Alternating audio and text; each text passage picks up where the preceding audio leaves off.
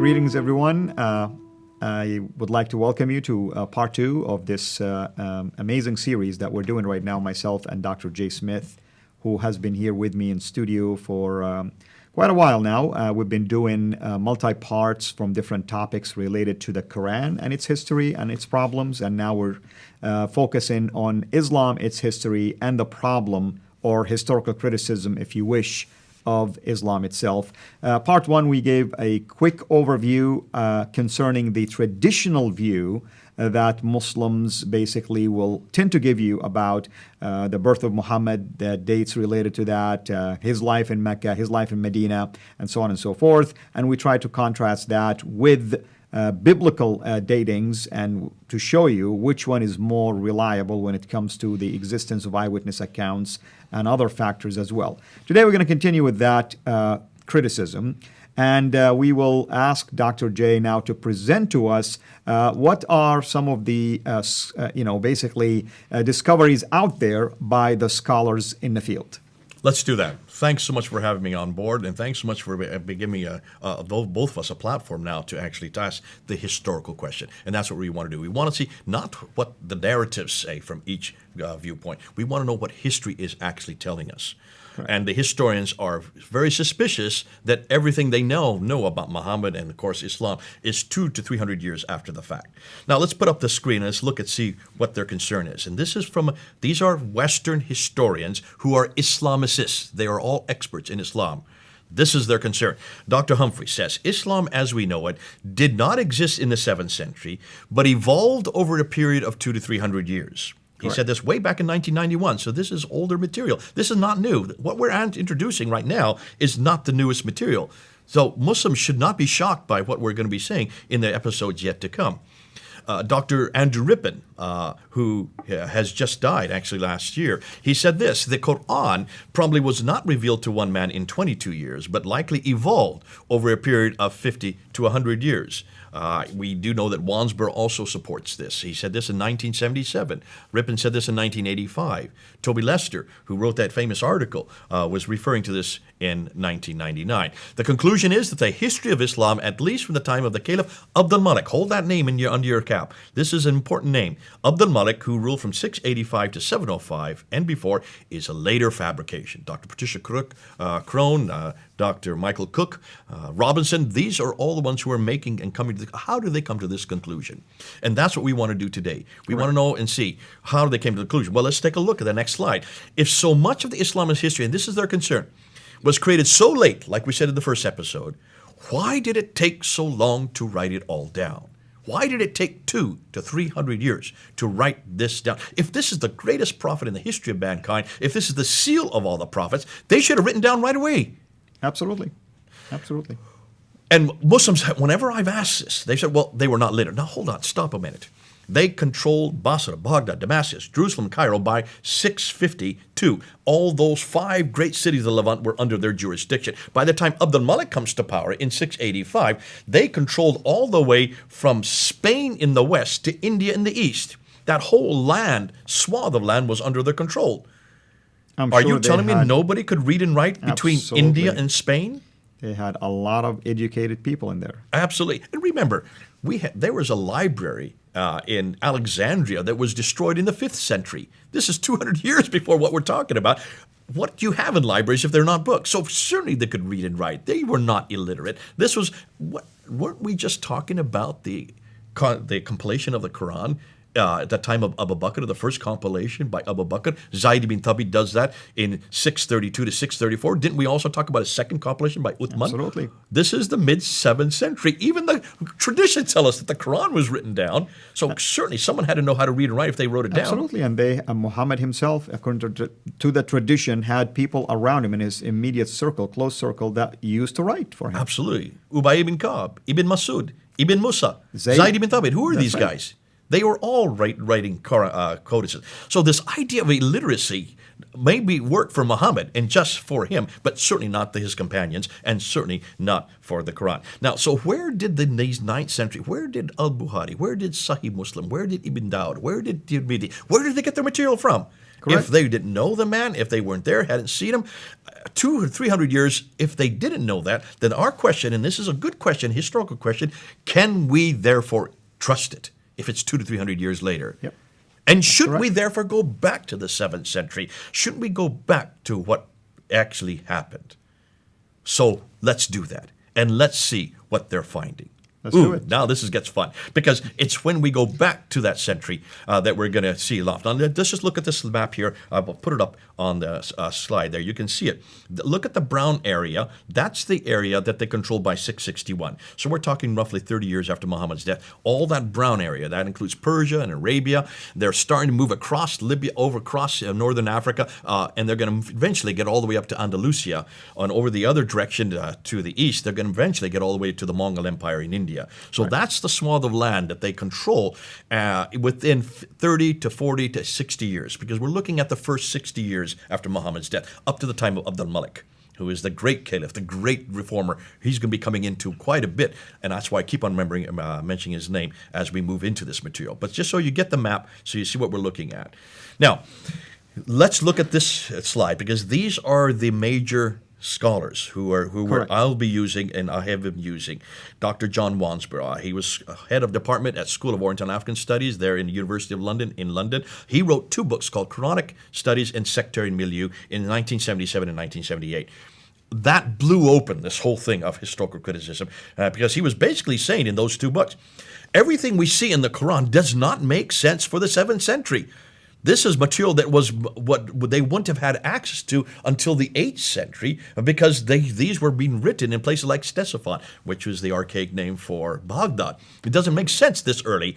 From a literary standpoint, I don't understand how you can have this kind of material that early, because it's all been borrowed. He was very clear. It has been borrowed, and we know who they borrowed from, because this material that they borrowed from, like we said in our earlier episodes, were written down in the 2nd century, in the 5th century, but they were not in the Hijaz, in that part of the world that Muhammad was living, if he did live down there. Hawting, who is my professor when I was at School of Oriental African Studies I was there in 1994. 1995, and I studied under him. He has been the one that just opened up for me. I had never heard this material until I studied under him about all the problems of the 1st century of Islam. Dr. Patricia Krone, this woman from Denmark who studied under Dr. Wansborough and got her doctorate there at SOAS, then went and was head of department at Oxford University when she wrote Meccan Trade and the Rise of Islam. We're going to talk about her when we get to Mecca.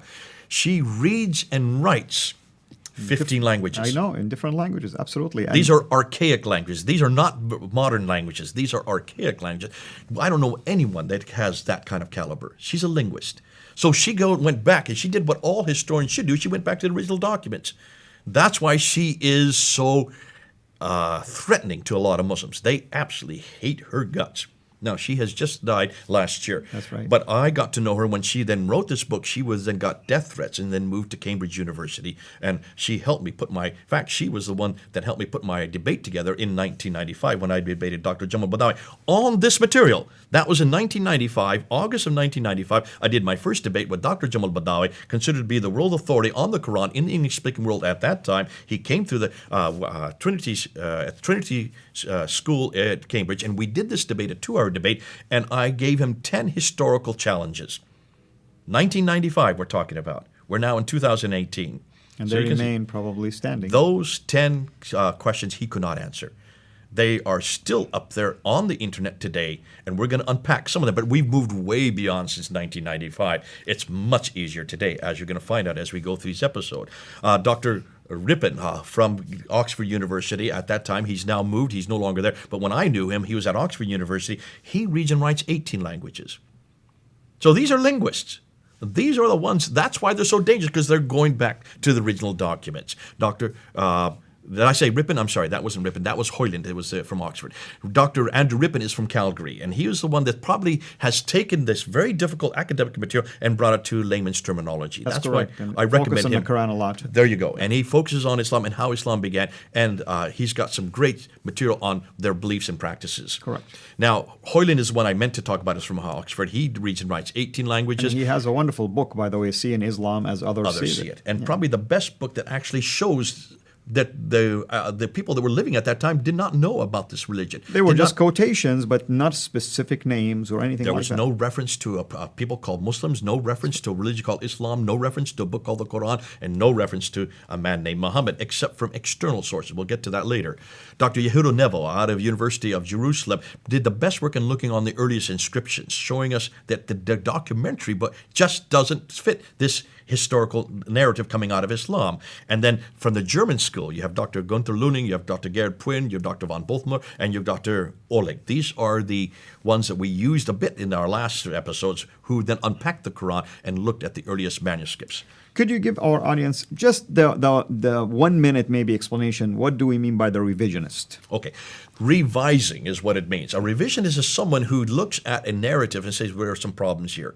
And they said, we need to see what history is telling us. We need to revise it back to the historical record. In other words, in this case, revising some of the traditional Islamic dates. Huge revisionism, and that's why revisionist is a dirty word for Muslims. Muslims hate the name revisionist. Another name they give is Orientalists. They are the Orient is now today, you would think of China. Back in the 1800s and 1900s, the Orient always meant the Middle East. So Orientalism is a study of Islam.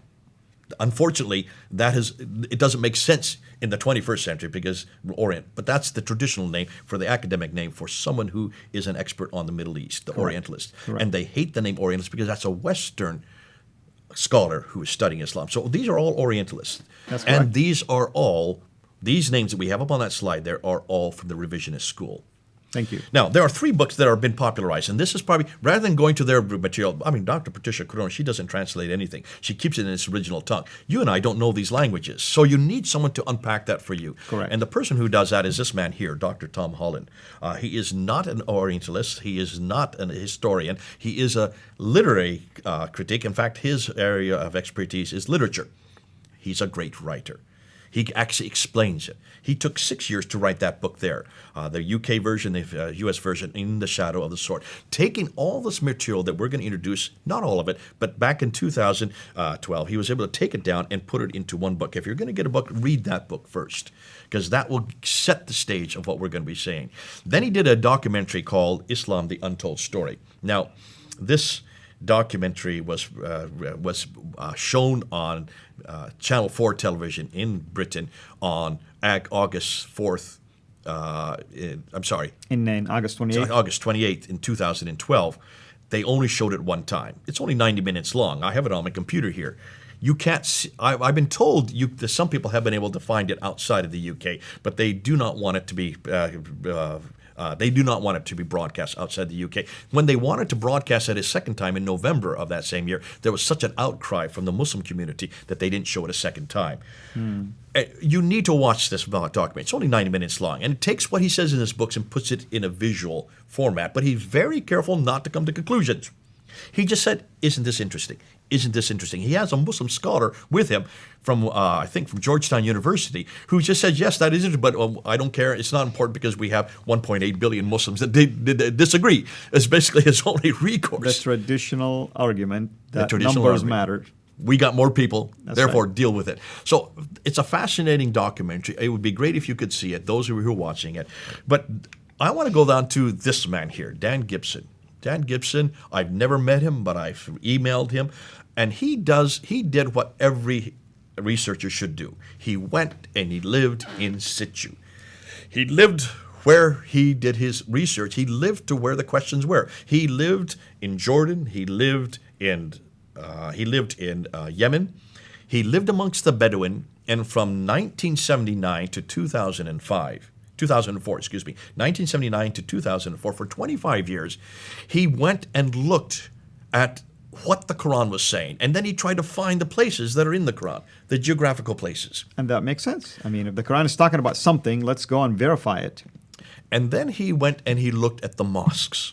And if you look at the slide again, that book there, those are the 3 things he has written. The Quranic Geography, which came out in 2011. The Sacred City is a documentary which you can get online. Absolutely. That came out in 2016. And then just last year, in 2017, he came out with Early Islamic Qiblats. And I have all of those, and you have probably all of them, and wonderful resources for people to go. Please get them. If you don't have them, you need to do them. But what we're going to do is we're going to actually end with this one slide. I want you to look at this slide here, because I'm going to tell you what they all said before we even start to prove it. And I want my audience, especially the Muslims, to pay close attention to this. This is what they found.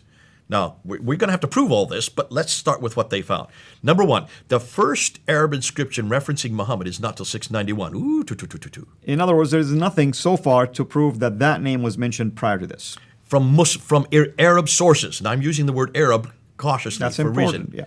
Why? Because we don't have any reference to Muslims until the 690s. The word Muslims. The word Muslims. So what did these people, these Arabs, call themselves? Well, they call themselves Saracen, which is the name for the Arabs of that That's area. right, that's right. They call themselves Hagarenes because they were in the From line of Hajar. Hagar. They call themselves Ishmaelites because the line of Ishmael through Hagar. Correct. They call themselves Maghreb because they're from the Maghreb, which is the area they lived in. And they use the word Muhajirun, which means people of the Exodus. Who exactly? Who moved? Which people who are moving, like nomadic people. Exactly. Those are the names they gave themselves. Hold on a minute. This is going up to 690. Muhammad died in 632. So for 60 years, they never use the name they should have. They use these other names for themselves. That's correct. Where is this reference to It's Muslim? only then? common sense. You would have thought that these are the first Muslims. Why didn't they use it in any documentation we can find today? Let's look at the third category. The first reference to the name Islam is not till 691 introduced on the Dome of the Rock. That's why the Dome of the Rock is so important. We're going to come back to it again because other things were introduced there, as we're going to find later on. Now, the first, and here is the hardest one for Muslims to stomach. The first reference to Mecca is not till 741. Ooh, And that's on any ancient maps. Anywhere. This is not even on a map. This is on a document called Apocalypse of Pseudo Methodius. We're going to talk about it later on when we get to Mecca. But the first reference to Mecca is not till the 8th century. Now, you'll see why that's hugely significant. And then, of course, the first biography, as we talked about earlier, of Muhammad is not introduced until 833. Take a look at those 6 references and see why this is so damaging to Islam. Absolutely, and I can't find a better place to stop this exciting, basically, new discoveries that at least what I appreciate about you is you share what's out there. This isn't your opinion. This isn't not even your research. No. You are recording and reporting to people, just the people, the man on the street. Go, take a look at this source, see what's going on in there, and ask yourself these vital questions. Remember, we have 1.6 billion Muslims who are basing their faith on traditional dates. Absolutely. Yep. And we want them to question that. Thank you so much. And until we meet again for part 3 to discuss continue discussions. We're going to go into the geographical problems. Wait till you see Exactly. what we have found. Come back and see what now is being exposed concerning the real problems of geography in the Quran. Absolutely. We will continue these historical criticism and we'll take the geographical angle next time. Thank you so much and have a blessed day. Thanks for watching. Make sure to like and subscribe so that you don't miss future videos. And please consider becoming a patron on patreon.com/Sierra International.